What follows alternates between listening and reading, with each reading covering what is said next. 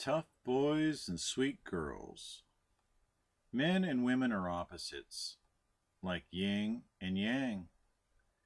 Each is an individual. Each needs to have their own space. Then they need to get back together and laugh and sing and dance. Men are not women. Women are not men. Each likes and needs the other for their own reasons. I came across a story that illustrates this so very well. This story is about a man named Jack and a girl named Florence. Jack was a sailorman in the early 18th century. He is a powerful man.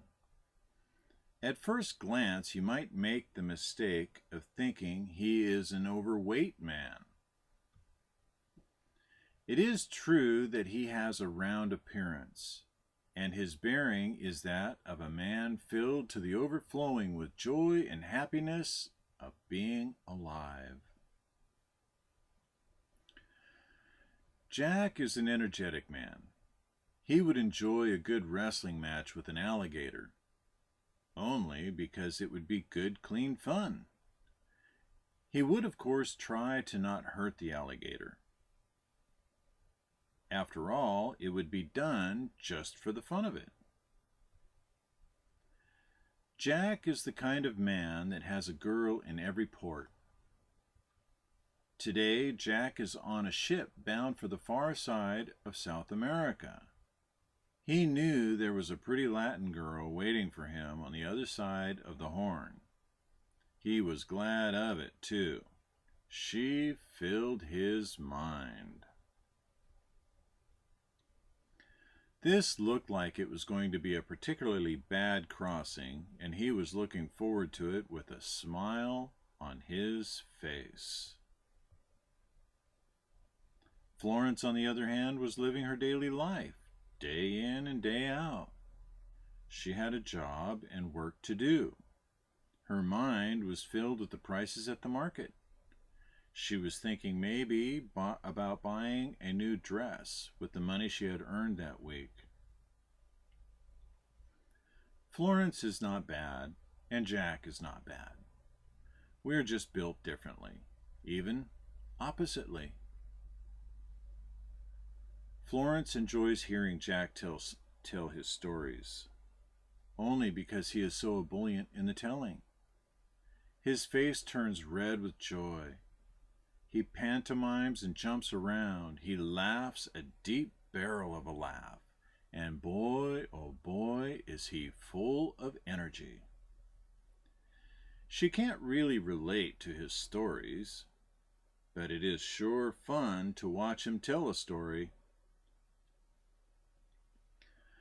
So here Jack is, already looking at icebergs, and a storm is clearly in the air. A big smile fills his face as the wind is blowing his long ponytail at a 90-degree angle from his head.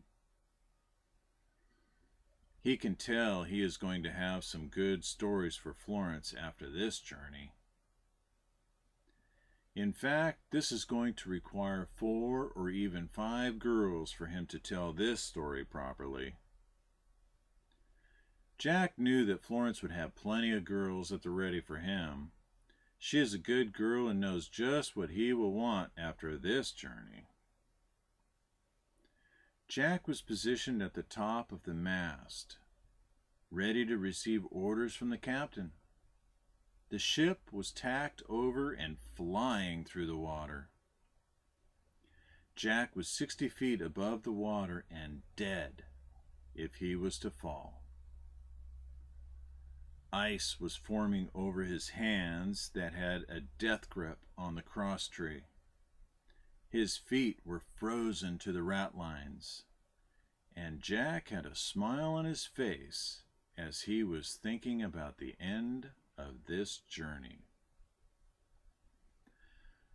Florence was at home, sitting in front of a fireplace. She was looking for her knitting hooks. She was thinking it might be nice if she was to knit her nephew a new sweater.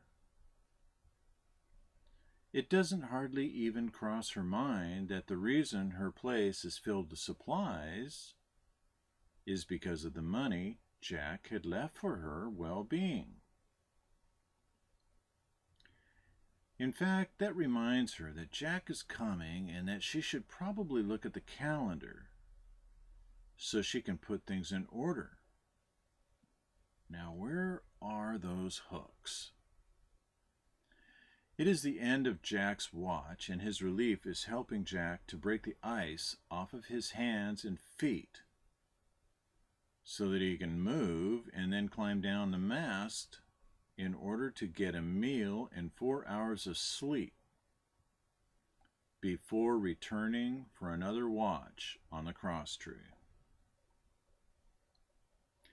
As Jack nears the deck, he jumps the last 4 feet, and his beloved ponytail breaks off and lands on the ship's deck.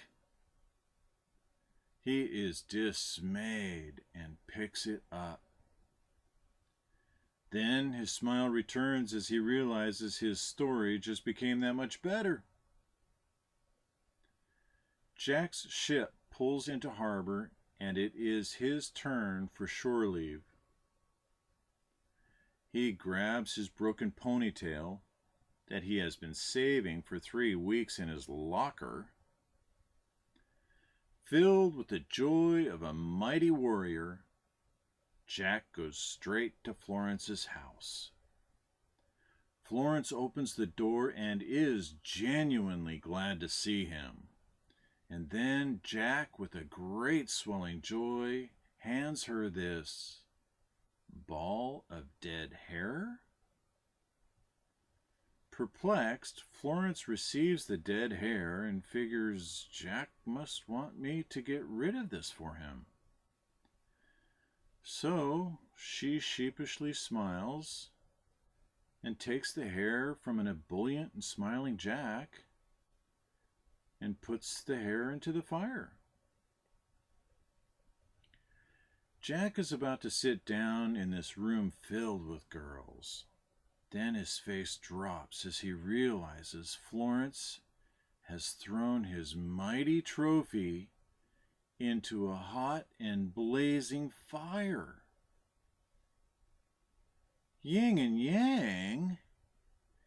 Yeah, but So Jack, we can't wait for you to tell us some stories. We have been so bored without you. Yes, oh please, you're such a good storyteller. Look at all the girls that are here just because they heard what a good storyteller you are, as well as your endless vigor. And everyone laughs. But Jack is watching and realizing there is no way for him to retrieve his prized ponytail from that freshly stoked and blazing fire.